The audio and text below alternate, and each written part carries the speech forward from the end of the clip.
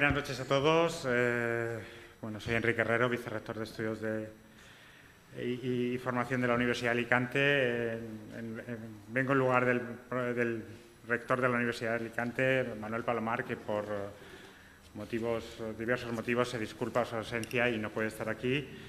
Están conmigo el profesor Manuel Alcaraz, el profesor Jorge Alsina y José María Perea, en este acto que intentamos celebrar este año de forma un poco atípica, el 42 aniversario de la Constitución española.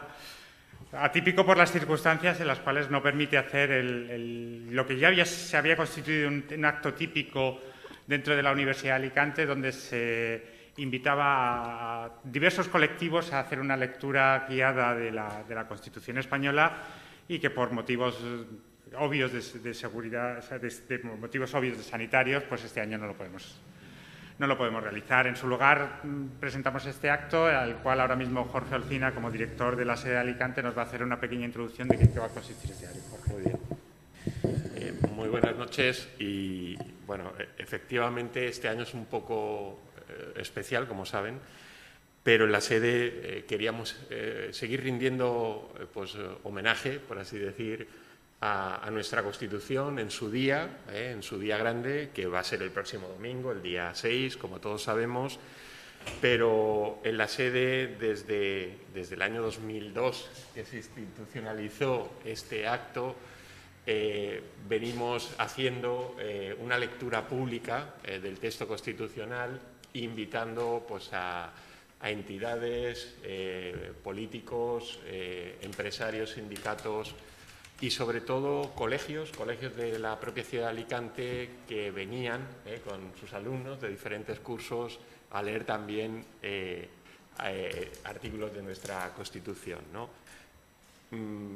Este año, como digo, va a ser un pequeño lapso en un hiato en esta celebración, pero el año que viene prometemos volver a recuperar nuestro día de la Constitución, nuestra lectura pública de la Constitución, como digo, que se viene haciendo desde el año 2002 en la sede. Pensábamos que para celebrar este acto, dadas las circunstancias de que queríamos que se retransmitiera también para todos aquellos y aquellas que están conectados desde su casa, tendría que ser mejor por la tarde que por la mañana, que es cuando de manera habitual hacíamos nuestra lectura pública, y por eso comenzamos ahora un homenaje a la Constitución, que quiere ser también en este año tan difícil un homenaje a las víctimas de esta pandemia, de toda España, por supuesto, pero muy especialmente las que han ocurrido en nuestra provincia de Alicante. Y con ese objetivo hemos pensado que las personas que me acompañan en la mesa, por un lado el profesor Enrique Herrero, como ha comentado, como vicerrector de estudios, pero como representante institucional, luego nos hará la lectura del primer artículo de la Constitución, como suele hacer tradicionalmente el rector de nuestra universidad. Pero también queríamos tener las palabras, las opiniones de dos personas muy conocedoras, no solo del texto constitucional, sino del proceso constituyente, en su caso, de aquellos años de la transición, vividos muy de cerca, y además que por sus circunstancias profesionales y personales han mantenido esa vigencia de la tradición, ¿no? Que significa recuperar, pero no solo recuperar, analizar, estudiar el texto constitucional con la idea siempre de que se constituya en nuestro marco de referencia para la convivencia de los ciudadanos españoles. Está, por tanto, también con nosotros José María Perea, como saben, es ahora, a mí me gusta decir, el director, presidente, coordinador científico del Archivo de la Democracia, ese organismo que prestigia, siempre me gusta decirlo, a nuestra universidad por su misión, por su objetivo y por su trabajo tan serio que viene realizando desde su propia génesis, ¿no? y además nos anunciará ahora también José María Perea el día en que se va a celebrar este año el acto también tradicional del Archivo de la Democracia con la recuperación de la memoria histórica de aquí de la provincia de Alicante. Este año también va a tener un carácter un poquito singular y ahora nos lo explicará. Y queríamos que estuviera también con nosotros el profesor Manuel Alcaraz, que para el que les habla es una referencia académica y ciudadana y además una referencia como primer director de esta casa, de esta sede de Ciudad de Alicante, y el que impulsó todo este tipo de actividades como la que hoy celebramos de la lectura pública de la Constitución en sus años de dirección de la sede universitaria. Gracias, Manuel Alcaraz. También hoy ha tenido un día muy ajetreado por circunstancias personales, familiares, pero quería estar aquí con nosotros y él nos va a hablar un poquito más extenso ahora a continuación de la visión actual, los cambios sociales que acompañan a la Constitución española, ¿no? Sin más, con la venia de la presidencia del profesor Enrique Herrero, le damos la palabra a José María Perea y luego tomará la palabra el profesor Manuel.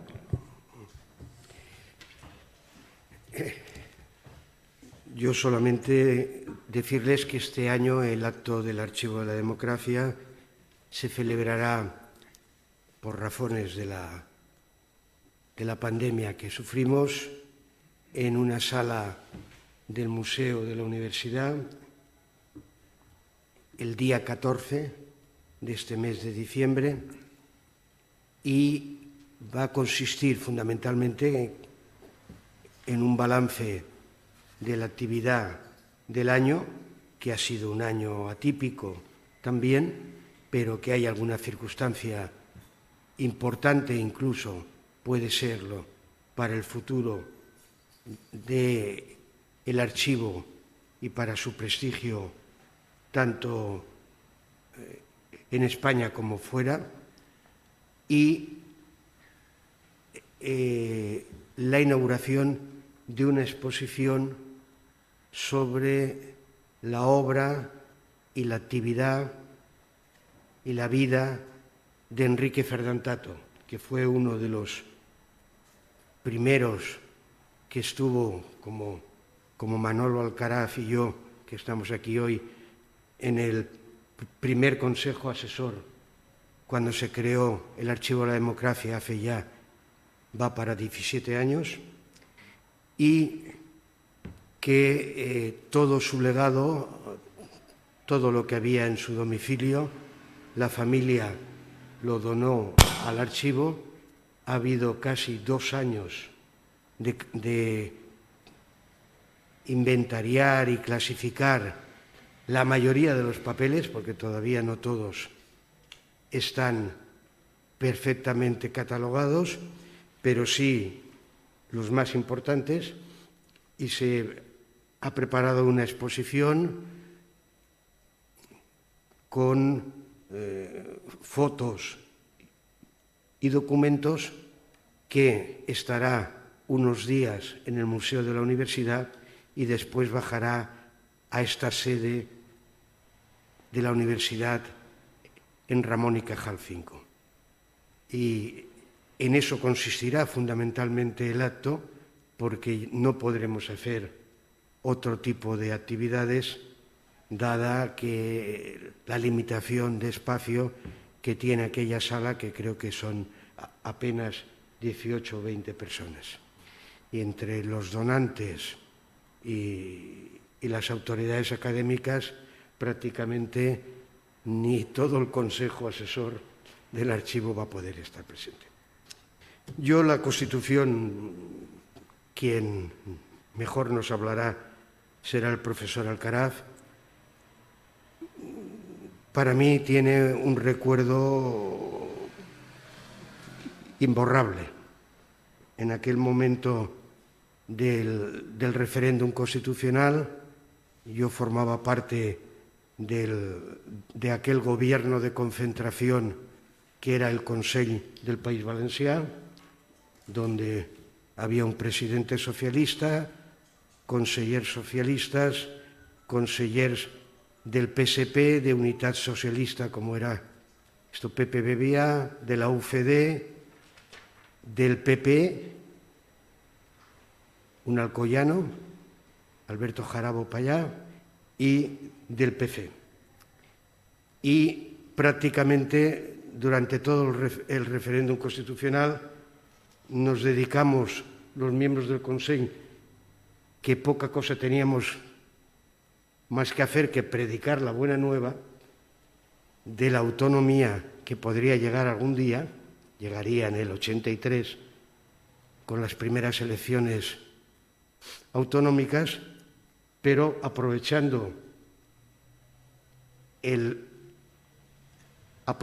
aquella campaña del referéndum para explicar lo que era el contenido del título 8º de la Constitución, el título que desarrolla el tema de la España de las autonomías.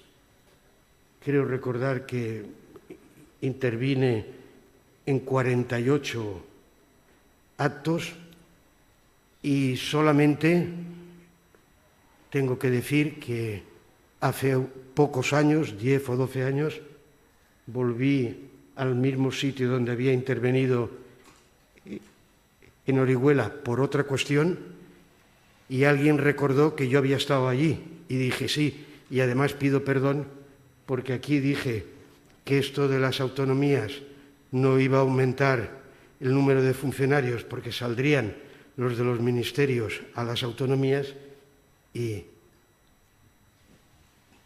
no os mentí porque no lo sabía, pero realmente no lo hemos cumplido porque el Estado autonómico ha hecho, de alguna manera, también por las reticencias que había en muchos ministerios y esas visiones jacobinas de algunos gobiernos, que no se produjera una reestructuración de la administración de forma esto más racional y menos costosa. Y poco más puedo decir. Yo creo que es el profesor Alcaraz, que en aquel momento del 78 debía tener 18 años, 20. Por ahí, era un jovencito a quien por esa etapa, por esos meses o poco después lo conocí yo, sin esto políticamente, y luego tuvimos ocasión de disfrutar, aunque fueran pocos meses, de la condición de concejales de la primera corporación democrática, juntos y en el mismo grupo municipal. Yo creo que el profesor Alcaraz, que no solamente ha sido diputado y conseller, sino que es profesor de Derecho Constitucional, nos puede hablar esto mejor en este día. La palabra al profesor Manuel Alcaraz, y cuando termine la exposición haremos una lectura simbólica de artículos de la Constitución, empezando por el primero, que es el que corresponde siempre al rector, y el resto de miembros de la mesa y de la sala podrán leer los artículos por los que tengan más preferencia. Yo me pido el 9.2. Muy bien. Muchas gracias, Jorge, por la invitación, señor rector, querido José María, amigo, maestro, por esta evocación. Yo, José María, como diría nuestro común amigo tan añorado, Ramiro Muñoz, lo que estamos es para el partido de homenaje. Es decir, tenemos demasiadas experiencias, ¿no? Y lo que no sé, y eso no es malo, lo que no sé es si mucha gente en esta sociedad con ganas de escuchar experiencias. Esto es lo grave, esto en cualquier caso no es culpa nuestra. Yo efectivamente, yo hice mis primeros pasos, uno de los primeros pasos políticos con la Constitución. Hubo en el primer anteproyecto que se filtra la mayoría de edad estaba a los 21 años. Y hubo una gran campaña de organizaciones juveniles. Yo entonces era secretario provincial de las Juventudes Comunistas, participé en ella, pero luego no teníamos muy claro si había que votar la Constitución, hay que decirlo.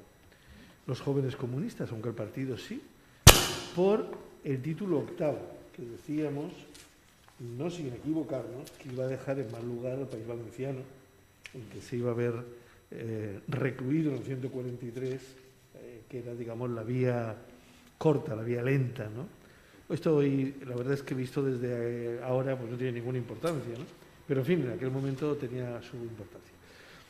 Luego pasó aquello de la Operación Galaxia, el intento de golpe de Estado. Nos reunimos rápidamente y dijimos, vamos a dejarnos de tonterías, vamos a votar a la Constitución, y así se hizo. Yo no, porque tenía una gripe inmensa ese día, estaba con 40 grados y no pude votar, con lo cual yo no pude votar el referéndum de la Constitución, pero siempre digo que hubiera votado en aquel momento ya con un cierto entusiasmo, digamos, ¿no? Con un cierto entusiasmo. Bien, yendo un poco al tema que nos convoca. Vamos a ver, este año se hubiera celebrado el 18º aniversario de la lectura. Yo estaba aterrizando como director de la sede y quizás pueda tener su gracia explicar la génesis de aquello, porque además nos ayuda o me ayudará a entender el tipo de, la reflexión que quería hacer. A mí me encarga el vicerrector de momento, José Carlos Rovira, con el apoyo decidido de Salvador Ordóñez, el rector del momento, que me encarga de abrir una sede aquí. La universidad había abierto sede en diversas poblaciones, pero en Alicante obviamente tenía que tener otro carácter. Yo pedí aquello, no recuerdo muy bien, era el mes de febrero o una cosa así, yo pedí unos meses de tiempo para evaluar lo que se podía hacer y planificar. Una de las primeras cosas fue traer al santo laico, a Rafael Altamira, que venía cargado de unos gérmenes, que durante todo un verano aquí cerrado parecía esto, se había llenado de moho, estaba todo blanco, ¿no? Hubo que rápidamente que sacarlo, pasearlo por aquí el personal, parecía una procesión. Y el planteamiento a José Carlos Rovira que yo le hice y al rector es que esta no tenía sentido como una serie de otras poblaciones donde lo único que se hacían eran cosas que organizaban los departamentos de la universidad, sino que había que promover una profundísima reflexión sobre la ciudad. Y así se hizo y así se sigue haciendo. Y así se sigue haciendo, ¿no? Bajo otras circunstancias, a veces con los mismos nombres, a veces hay cosas que han continuado, otras han mutado a otros nombres, ¿no? Y pensamos, yo hice a José Carlos una propuesta de hacer 3 cosas que nos implicaran más con la sociedad, digamos ilustrada, y que trataran de mostrar que en Alicante se podían generar otros signos de convivencia y de identidad que no pasaran por los más epidémicos. No es que tuviéramos nada contra las fiestas, de hecho, en aquel momento se empiezan a hacer aquí actos relacionados con las fiestas, pero sí que Alicante tenía que reencontrarse a sí misma desde otros parámetros intelectualmente alternativos.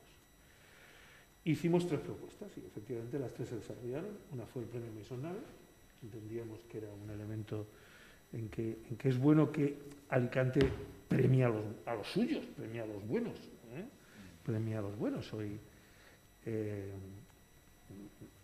emocionados con la declaración del Guinness a una cosa compuesta ahí, pues quizás olvidemos, digamos, la importancia que ha tenido ese reconocimiento a los ciudadanos y ciudadanas o entidades que han hecho cosas de verdad por la ciudad. El primer año vino precedido por algo importante, ¿no? Y era una conferencia de la profesora Rosana Gutiérrez sobre quién era Maison Nave.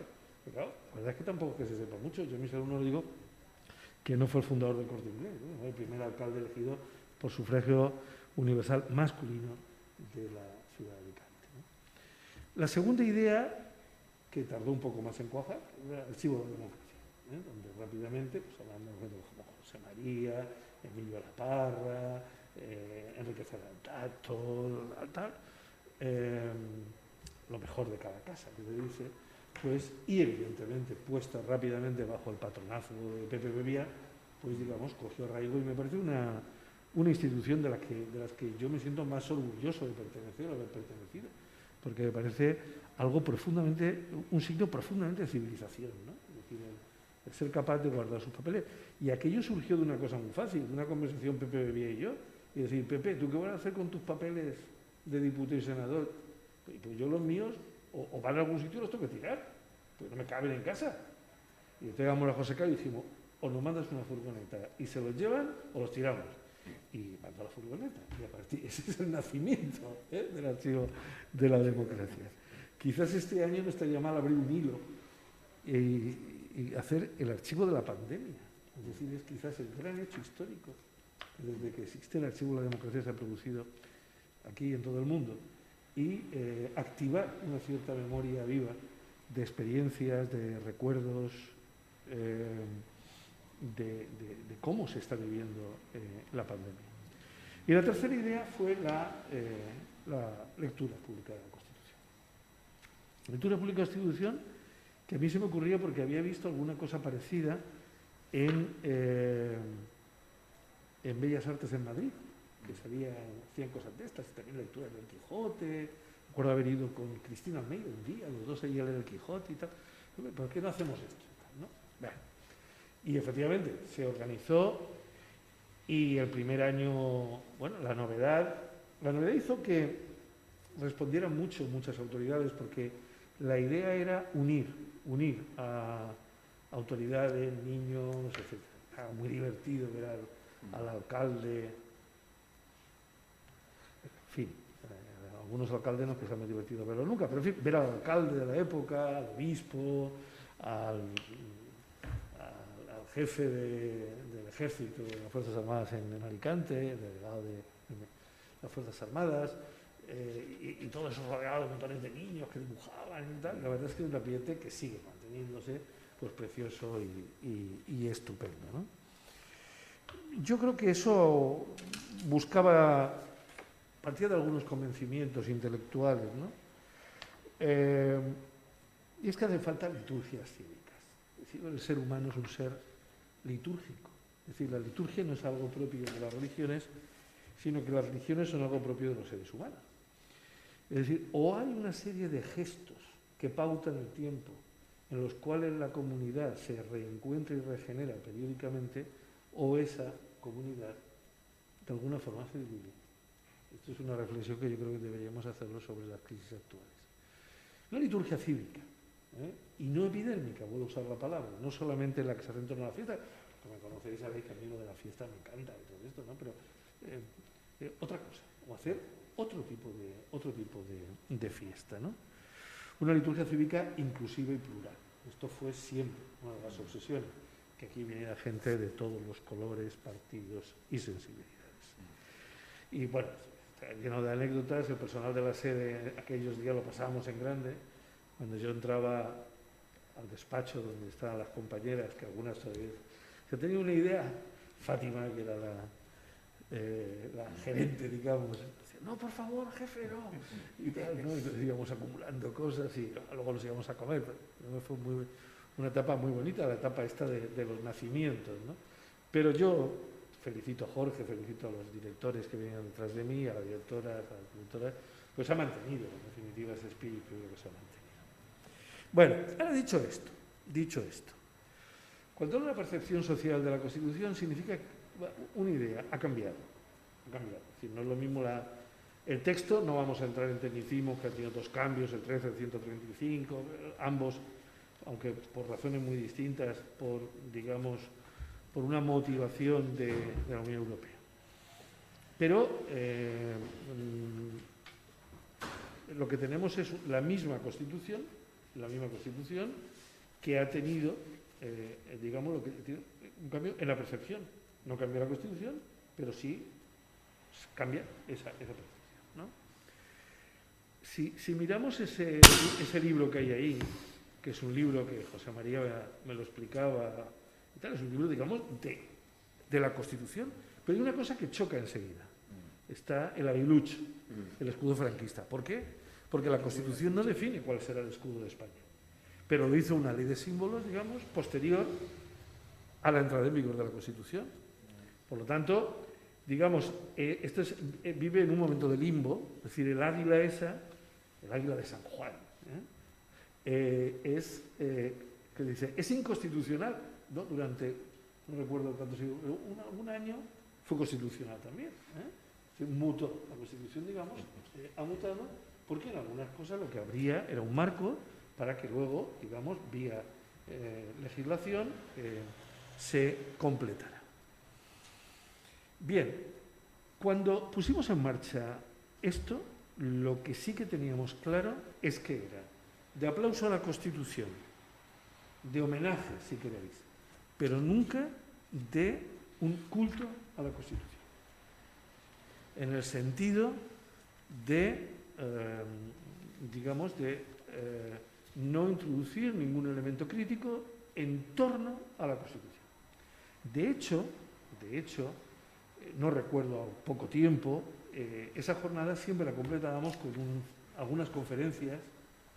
Recuerdo, bueno, en fin, yo lo codirigía siempre con la compañera Mar Esquembre, que por cierto me llamó a decir que no podía venir, pero que me hubiera gustado estar aquí. Y esto lo teníamos muy claro, muy claro.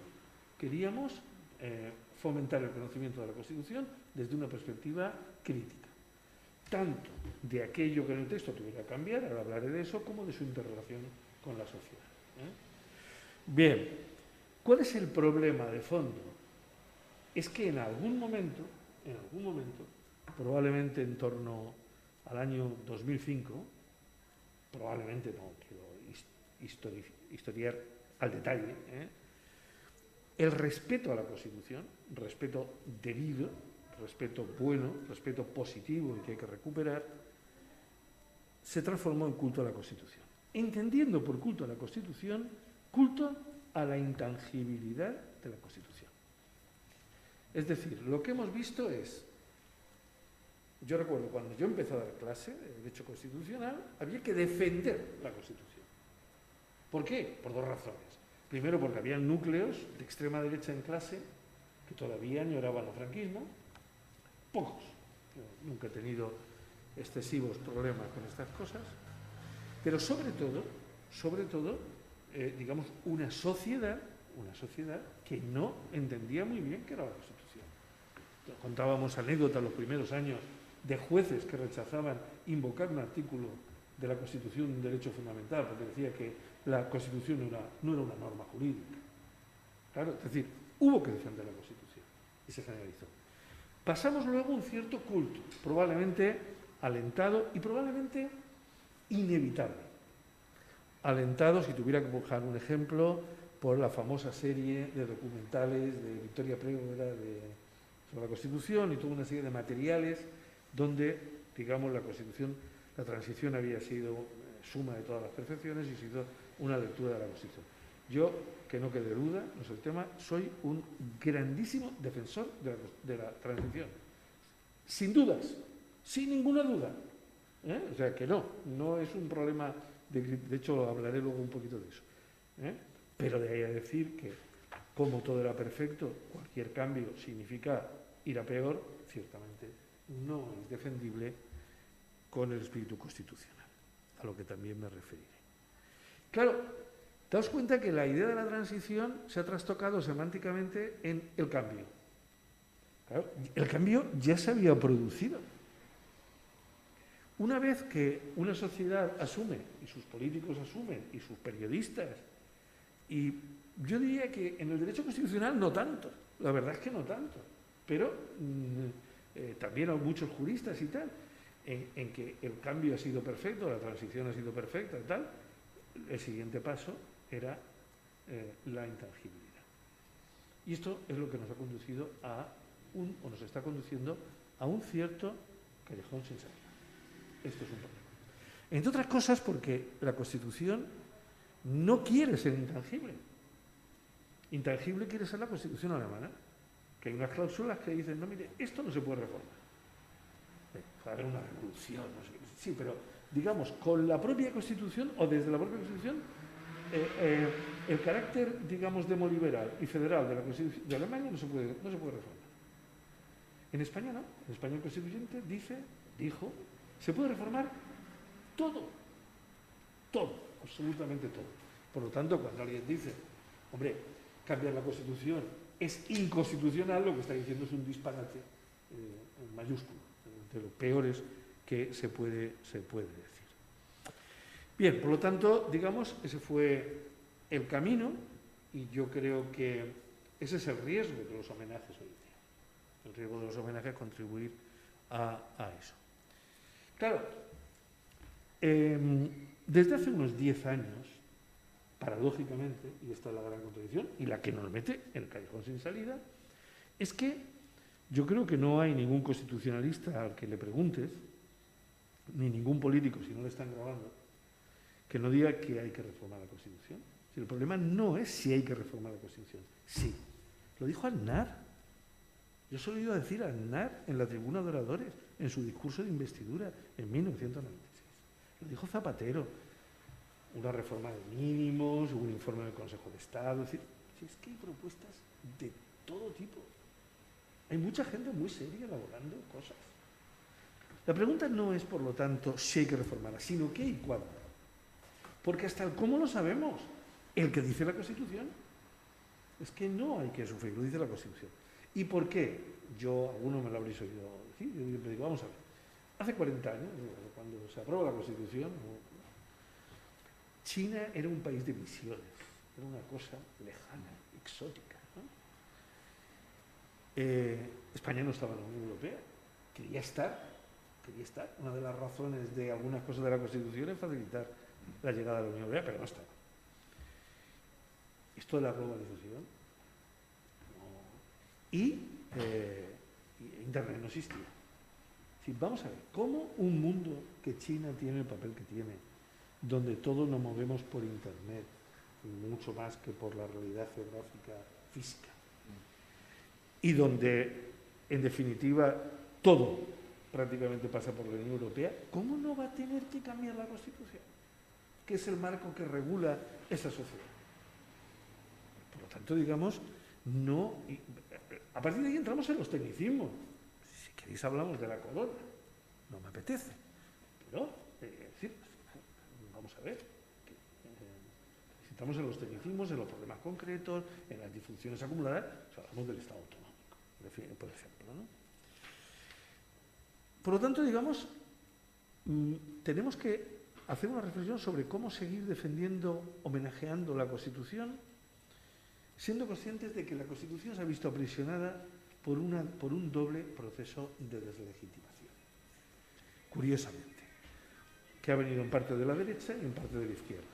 En algunos casos se le puede poner nombres y apellidos incluso de personas, pero desde luego de partidos, no es preciso, pero sí, digamos, de corrientes ideológicas. Ahora, la derecha se ha apropiado de la Constitución. Sabemos que es curioso, porque claro, Alianza Popular no votó como tal partido la Constitución. Algunos sí, otros no. José María Aznar, son muy conocidos sus artículos de prensa contra la Constitución. Sí, claro, que precisamente aquellos que estuvieron contra la Constitución, luego de lecciones de constitucionalismo, en este sentido, es un poco hiriente. Pero, más allá de eso, Vox también la defiende ahora. ¿Por qué? Porque convierten la Constitución en un símbolo nacional. Un símbolo nacional.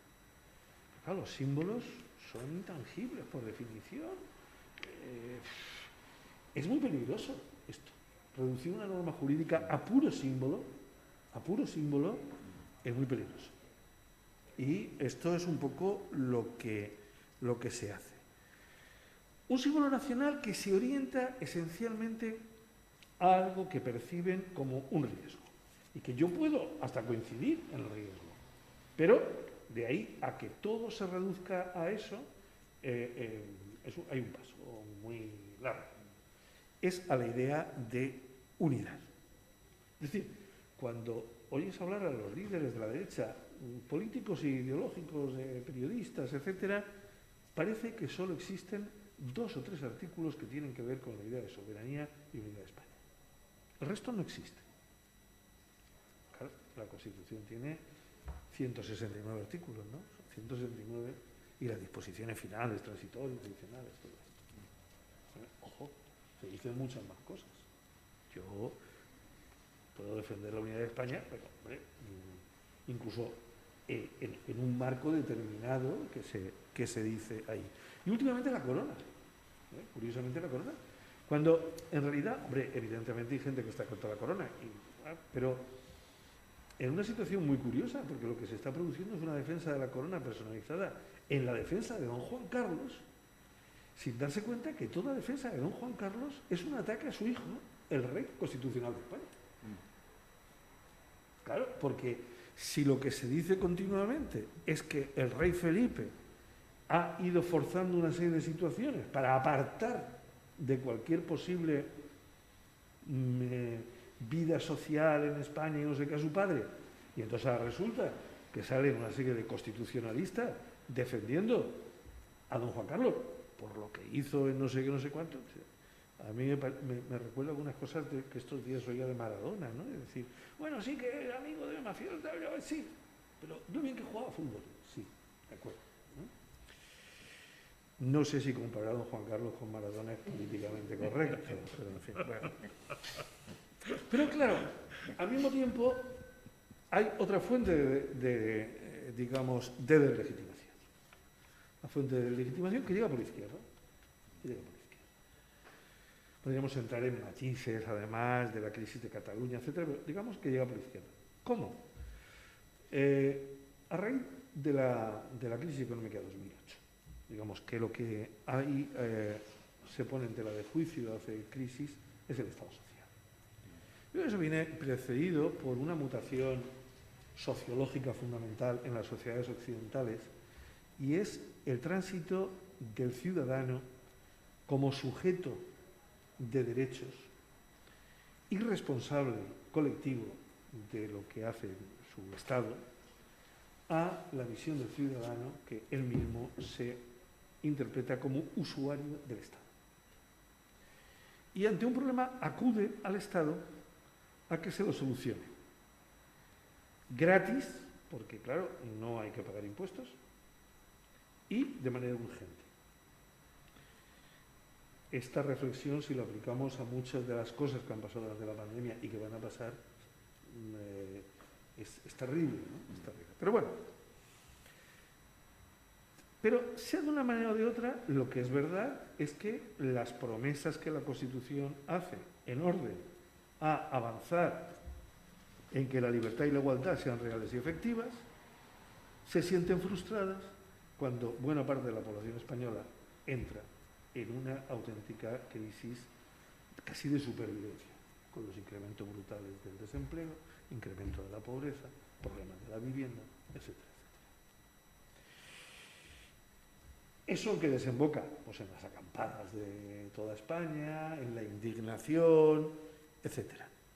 Pero ahí se produce un fenómeno curioso, quizás motivado por una élite vanguardista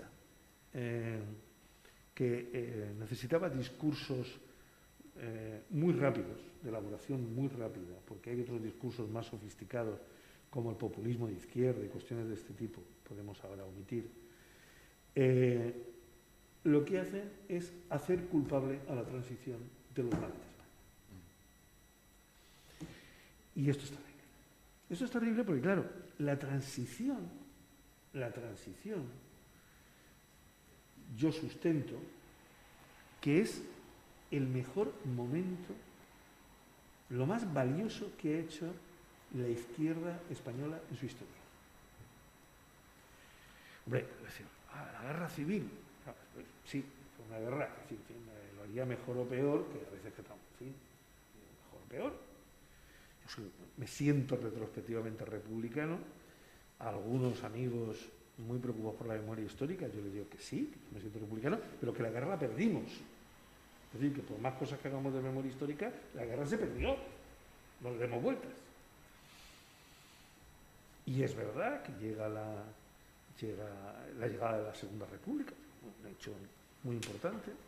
Yo es verdad que siempre cuento, y todo el pueblo de izquierda salió a la calle. menos el Partido Comunista, que salió también a la calle diciendo muera la República Burguesa. Siempre, nunca yo a gusto de todo, ¿no? Pero, en fin, el caso es que en la transición el esfuerzo que hizo fundamentalmente el Partido Comunista, pero también los sindicatos, también el Partido Socialista, los pactos de la Moncloa, porque es que la transición no es solo la Constitución, los pactos de la Moncloa, o algo tan fundamentalísimo y que día a día se olvida, y eso José Mari Perea sí que es el maestro, que son los acuerdos de gobernabilidad de los grandes ayuntamientos de España. Es ahí donde cambió la vida de los ciudadanos. Es ahí. Y eso se olvida. Yo escuchar a Alfonso Guerra, que era uno de los firmantes, decir algunas de las cosas que dice ahora, me deja perplejo, por decirlo con palabra elegante. Todo eso lo hizo la izquierda. Fue la izquierda la que lo hizo. Ahora, que algunos indignados digan, consintieron la monarquía. Es que había un pequeño problema, la correlación de fuerzas. Pero es que los otros eran los que tenían los tanques. Claro, no ahondaré más este tema, pero en cualquier caso, es verdad que esa deslegitimación de la transición, porque la izquierda traicionó al pueblo, porque la derecha masacró a la gente, porque los militares siguen gobernando. Hemos llegado a escuchar, los franquistas siguen gobernando. Pues claro, es no solo un insulto a la inteligencia histórica, sino una invitación a esa especie de sorda confrontación en torno al cuerpo constitucional que iniciaba la derecha y que ahora, digamos, nos mete en ese callejón sin salida. Es cierto que estas voces se ven cada vez con menos fuerza, porque entre otras cosas hemos tenido ocasión de comprobar que algunas de las alternativas mágicas que se proponían para solucionar todo eso, de democracia directa y referéndum cada 2 días y cosas muy afortunadamente no se han realizado, y otras desgraciadamente un poco sí, como las elecciones primarias, que es un desastre. Bien, ahí estamos, de todas maneras. ¿Cómo reconstruir ese discurso? Es más, yo diría que hay una asintonía muy clara entre el discurso de los mejores historiadores de la transición y lo que dice, digamos, unos sectores radicalizados de la izquierda y buena parte de la derecha. Pero bueno, no está ahora en la moda política leer sobre historia. Yo siempre digo que los políticos deberían tirar a todos los periodistas que tienen y colocar a historiadores que explicar algunas cosas. Pero en fin. Bien, ¿qué supone eso? Eso significa que, aunque no sea un fenómeno exclusivamente español, ni muchísimo menos, genera unos factores que nos permiten entender mejor la polarización que preside la política española. Porque es una polarización en torno precisamente a la Constitución y al significado de la legitimación del sistema político. Esto es muy grave, claro, hay que replanteárselo en esos términos y es muy difícil hacerlo, ¿no? Digamos ahora con la pandemia, es muy difícil hacerlo. Frente a ello, consejos. Yo aconsejo leer la Constitución. Sé que es una propuesta atrevida, valiente, insólita, leer la Constitución. Por eso hay que seguir leyendo la Constitución aquí, que los niños lean la Constitución y los militares, incluso los obispos, que lean la Constitución, incluso los profesores de Derecho Constitucional, que lean la Constitución. Y leer la Constitución con ojos de 2020. Hacer esa pregunta que yo hacía, no si hay que reformarla, sino cuándo y en qué. Y saber, recordar, repetir, que lo que hay que evitar, el poema famoso, aquello de la historia más triste, la de España, porque siempre acaba mal, hay que evitar volver a meter la frustración constitucional. Claro, también es verdad que algunos que somos ya los más viejos del lugar, yo trato de evitarlo, es decir, la joven democracia española, coño, ¿hasta cuándo va a ser joven? Que tiene 40 años, es decir, tampoco, es decir, que no es un drama, es decir, que ya, que esto ha funcionado muy bien, y que ya quisieran Seguimos estando en el ranking de las mejores democracias del mundo. Es decir, que tranquilo, que no. Pero el drama de la Constitución española es que España ha sido un país muy rico en constituciones. Yo vengo de estar con un sobrino que se ha examinado en el colegio de las constituciones 19 y dice, tío, ¿cuántas ha habido? Digo, sí. Pues todas las que hubo, ninguna se reformó. Este es el drama. Porque si hubo muchas constituciones y ninguna se reformó, ¿qué significa? Significa que acabaron como el Rosario de Aurora. A caballos, con caballos. No es verdad que entrara a caballo el general aquel en las Cortes. Esto es un mito, no entró. Entraron unos guardias civiles. La vieja costumbre también folclórica española. Pero acababa con golpes de Estado, con guerras civiles, con pronunciamientos, claro. Es decir, lo que hay que hacer es aprender esa lección. Y no como a veces oye decir, aprendamos, otra constitución, ¿no? Digo, mire usted, si no quiere otra constitución, reforme esta. Bien.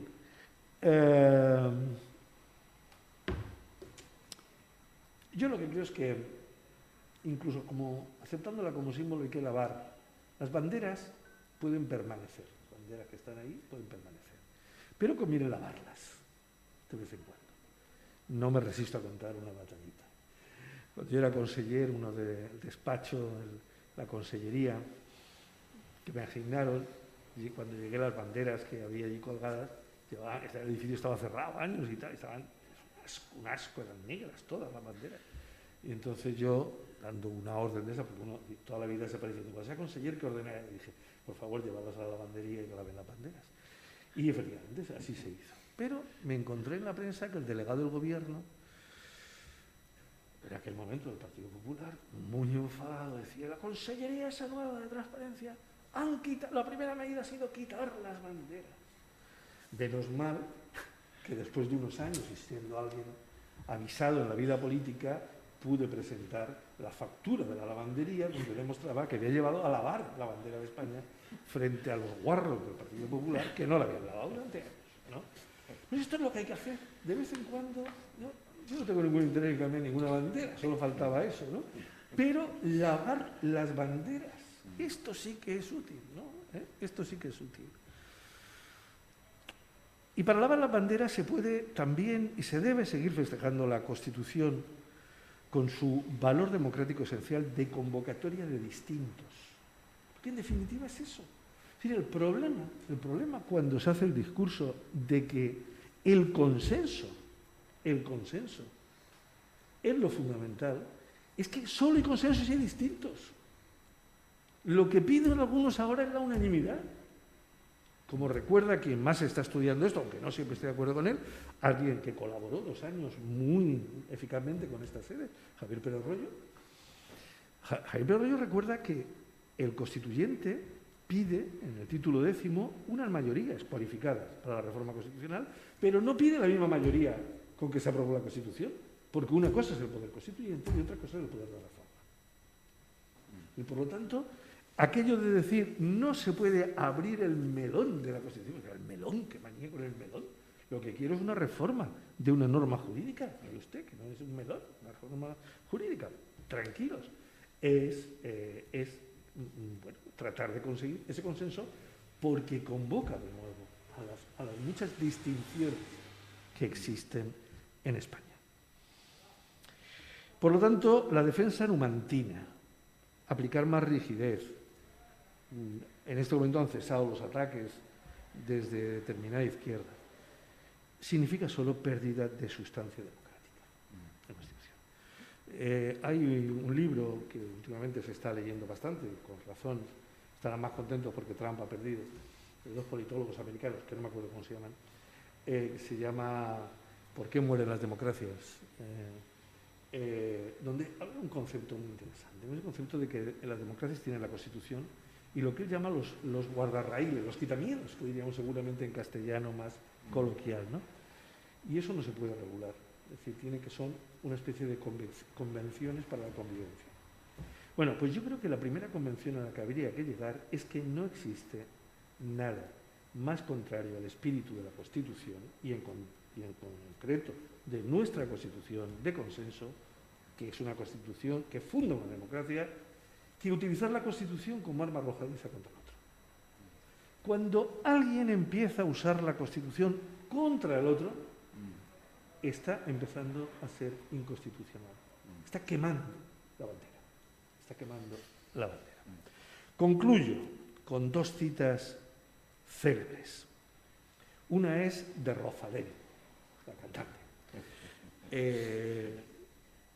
Le pedí bibliografía a mi hijo, que cumple 10 años esta semana, porque le había oído la canción, pero no me acuerdo del título. Se me ha olvidado otra vez, o sea que no la puedo decir.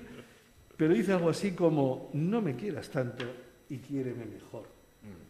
Esto es lo que habría que decirle a los intitulados constitucionalistas. No me quieras tanto y quiéreme mejor. La segunda, podríamos decir, es un autor más serio, Zagrebelsky, que no es un futbolista, que es el nombre, sino que fue presidente del Tribunal Constitucional italiano y, para mí, quizás uno de los mejores constitucionalistas del mundo. Zagrebelsky, pese a este currículum,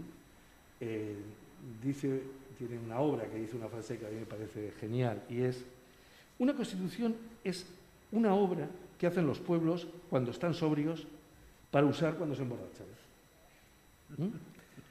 ¿A qué mola más la del presidente del Tribunal Constitucional que la de Rosalén?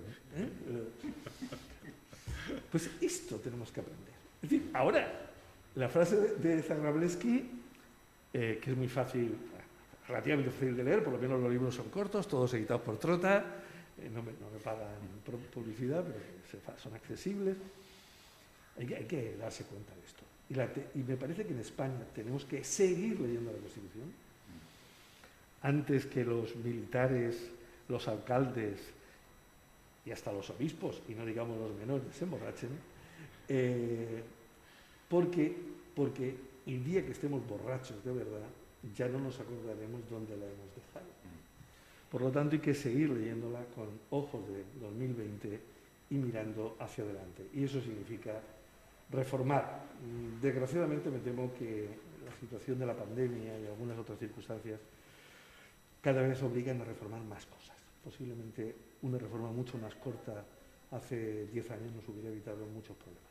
Pero en fin, eso será tema de otra conferencia y yo concluyo. Muchas gracias. Muy bien.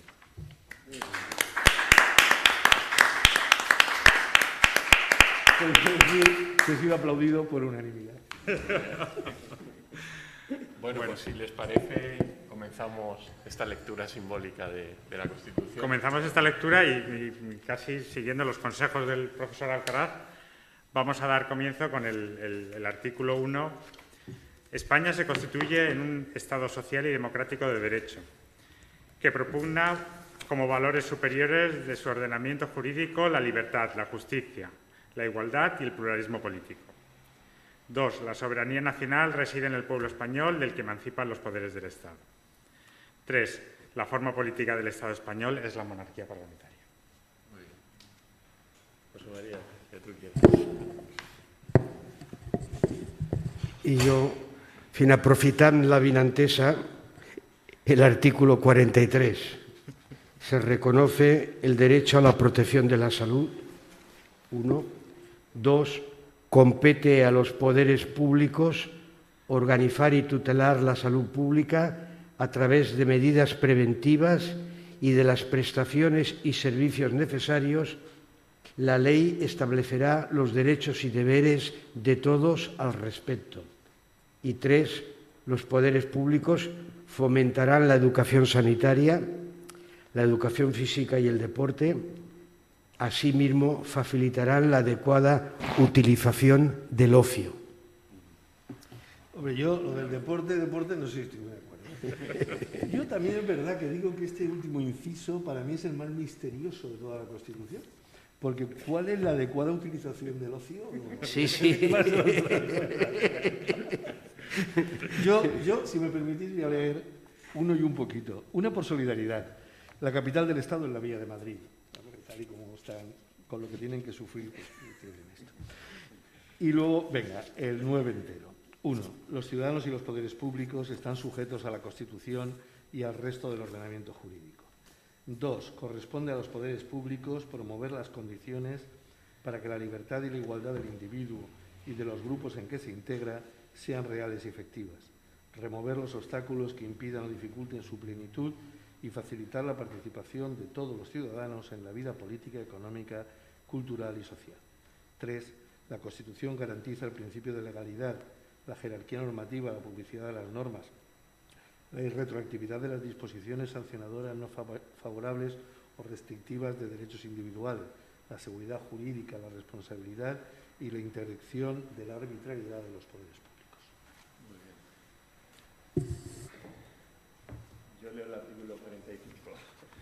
Todos tienen el derecho a disfrutar de un medio ambiente adecuado para el desarrollo de la persona, así como el deber de conservarlo. Los poderes públicos velarán, 2, por la utilización racional de todos los recursos naturales con el fin de proteger y mejorar la calidad de vida y defender y restaurar el medio ambiente, apoyándose en la indispensable solidaridad colectiva. 3. Para quienes violen lo dispuesto en el apartado anterior, en los términos que la ley fije, se establecerán sanciones penales o, en su caso, administrativas, así como la obligación de reparar el daño causado. Muy bien, si alguien del público, si queréis leer algún artículo en concreto, porque tenéis aquí ejemplares y aquí un micrófono.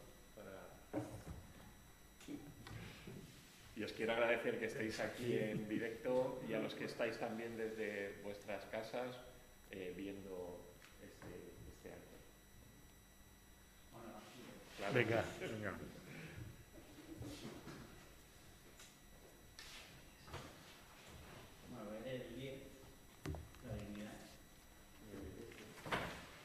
La dignidad de la persona, los derechos inviolables que le son inherentes y el libre desarrollo de la personalidad, el respeto a la ley y a los derechos de los demás son fundamento del orden político y de la paz social.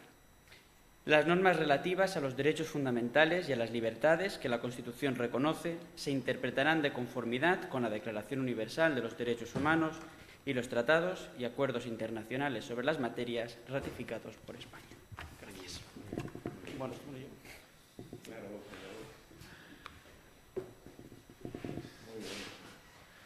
pues muchísimas gracias. Y si no hay nada más, damos por clausurado este acto conmemorativo del 42 aniversario de la Constitución Española, que en otros años, en otras condiciones, celebramos con una lectura más extensiva de la Constitución Española, pero que este año, bueno, pues por las razones de la pandemia, hemos hecho esta breve sinopsis de probablemente de unos artículos más representativos de la Constitución Española y que más nos afectan ahora.